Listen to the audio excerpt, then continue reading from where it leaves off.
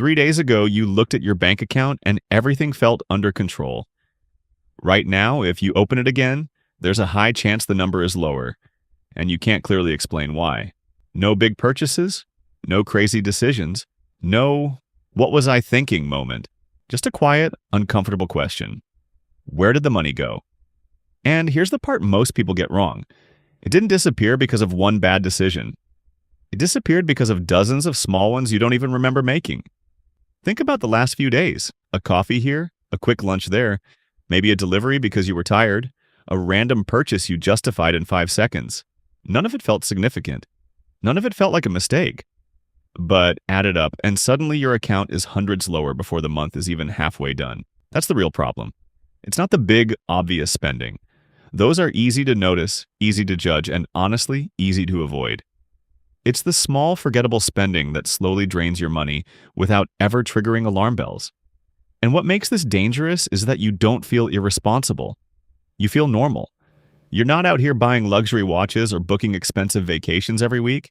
You're just living your life. And yet somehow you're not getting ahead. Here's a simple question that might change how you see this forever. If I asked you right now where most of your money went last month, could you answer with certainty? Not guesses, not general categories. Exact clarity most people can't. And that's not because they're careless, it's because their spending is happening on autopilot. Modern life is designed this way. Everything around you is built to make spending as easy and invisible as possible. One-click purchases, saved cards, notifications, discounts, limited time offers. It's not a coincidence. It's a system, and that system is optimized to separate you from your money as efficiently as possible. The easier it is to spend, the more you spend. That's not an opinion. That's behavior. And here's where it gets interesting. The solution isn't to become more disciplined. Discipline is unreliable. It works for a few days, maybe a week, and then life happens. You get tired, stressed, distracted, and you fall back into the same patterns. So instead of trying to fight your behavior, you change the system that creates it. Let's start with something simple but incredibly powerful. The pause. Most purchases happen within minutes of wanting something. You see it, you like it, you buy it. That's the entire cycle. Desire peaks instantly and then fades, but you never give it time to fade. So here's the rule. You don't buy non-essential things immediately. Ever. If it's a small purchase, you wait at least a day. If it's bigger, you wait a few days.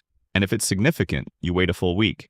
Not because you're trying to torture yourself, but because time kills impulse. What's fascinating is what happens during that waiting period. You forget about things, you lose interest, you realize you didn't actually need them, and suddenly money you would have spent just stays in your account. And no willpower was required, just a pause. Now let's talk about something most people completely ignore. The triggers. Every time you open your email and see limited time offer or 50% off, something happens in your brain. You weren't planning to buy anything, but now there's urgency. Now there's pressure. Now it feels like you might miss out. And that's the point. These messages aren't neutral. They're designed to create desire where none existed before. So if you want to spend less, you don't try to resist them. You remove them. Unsubscribe. Turn off notifications. Delete shopping apps, because here's the truth. You don't need more self-control. You need fewer temptations. If you never see the deal, you never feel the urge to buy. And something strange happens when you do this. You stop thinking about buying things, not because you're forcing yourself, but because the ideas just aren't being planted in your head anymore. Now let's flip this from another angle. Friction. Right now, spending money is effortless. You tap once and it's done. No thinking, no resistance. But friction is actually your friend. When something takes effort, you naturally pause. You reconsider. You think twice. So instead of removing friction from your life, you add it back where it matters. Delete saved payment methods. Log out of your accounts.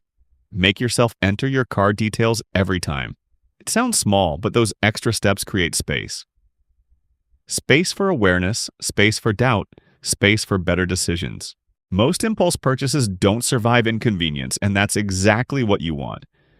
Now, here's a habit that takes less than a minute, but changes everything. Checking your balance every day. Not obsessively, not emotionally, just consistently. Most people avoid looking at their money unless they have to, and that's why it surprises them. When you check your balance daily, something shifts. You become aware. You start connecting your actions to your financial reality. You spend differently when you know exactly where you stand. It's like driving with a speedometer versus guessing your speed. The information changes your behavior automatically. Let's go deeper. One of the biggest reasons money disappears is because everything is mixed together. Your rent money sits next to your spending money. Your savings sit next to your impulse purchases. So it all feels available, and that's dangerous. When you separate your money into different accounts, clarity appears instantly. You know what's for bills. You know what's for spending. You know what's off limits, and here's the key part. You automate it. Money for bills goes where it needs to go. Savings move automatically. What's left is what you can actually spend. No guessing, no mental math, no mistakes. Now, let's talk about something uncomfortable but necessary. Emotional spending. You've had a long day, you're stressed, you order something to feel better. Or you're in a great mood, you want to reward yourself, so you buy something. Different emotions, same result. Spending becomes a reaction instead of a decision. So the rule is simple. If you feel something strongly, you don't buy anything. Not because emotions are bad, but because they distort your judgment. When you remove emotion from the equation, your decisions become clearer, smarter, more intentional. And this next idea might change how you evaluate purchases forever. Stop asking if something is expensive.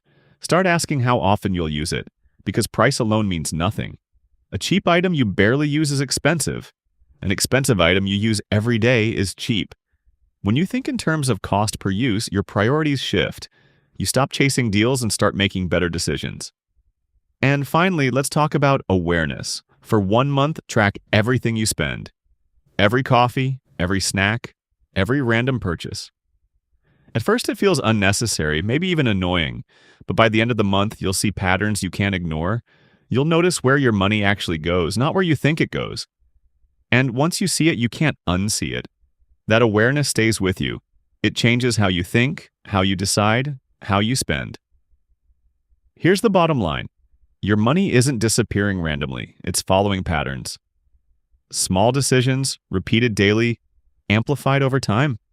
And the reason it feels out of control is because those patterns are invisible. But once you see them, you can change them. Not with motivation, not with discipline, but with systems. You pause before buying, you remove triggers, you add friction, you increase awareness, you separate your money, you automate what matters, and suddenly the same income starts producing a completely different result. Because you're no longer leaking money without noticing. Most people will hear this, recognize themselves in it, and keep doing the same thing. And a month from now, they'll look at their account again and ask the same question. Where did the money go? Don't be that person. Pick 1 or 2 of these changes and actually implement them. Because the difference between staying stuck and moving forward isn't a massive decision. It's small actions, repeated consistently, that finally stop the leak.